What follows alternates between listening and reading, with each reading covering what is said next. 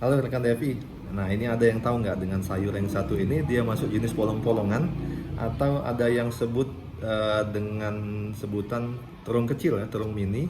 Tapi kalau bahasa Jawa atau di Indonesia kan ya, ini namanya sayur cepoka dari bahasa Latinnya Solonium torfum ya, Solonium torfum. Kalau di Sunda itu namanya tokoka ya. Sayur ini tumbuhnya liar, banyak sekali tapi tumbuh liar.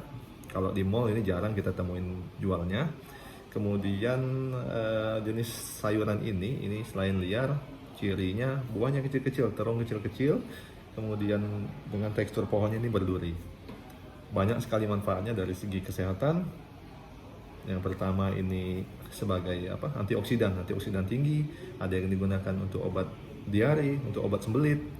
Yang paling banyak digunakan adalah sebagai pencegahan atau pengobatan untuk penyakit flu dan batuk yang berdahak. Kemudian untuk penyakit MAH ini karena dia dapat menurunkan asam lambung. Banyak juga digunakan sebagai pencegahan penyakit jantung, kemudian hipertensi, kemudian kencing manis atau penyakit ginjal. Selain itu juga banyak digunakan juga untuk pencegahan penyakit kulit. Bagaimana cara masaknya? Nah, masaknya biasanya ini paling sering dikonsumsi ini sebagai lalapan yang paling banyak.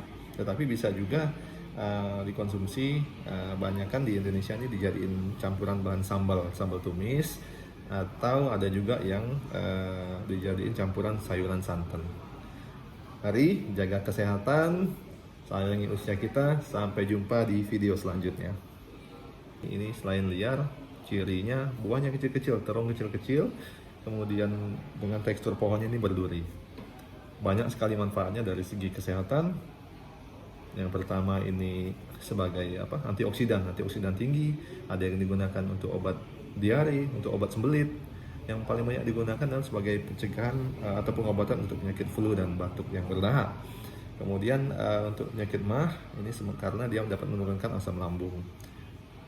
Banyak juga digunakan sebagai pencegahan penyakit jantung, kemudian hipertensi, kemudian kencing manis atau penyakit ginjal. Selain itu juga banyak digunakan juga untuk pencegahan penyakit kulit.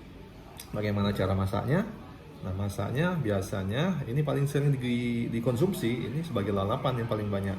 Tetapi bisa juga dikonsumsi banyakkan di Indonesia ini dijadiin campuran bahan sambal tumis, atau ada juga yang dijadiin campuran sayuran santan.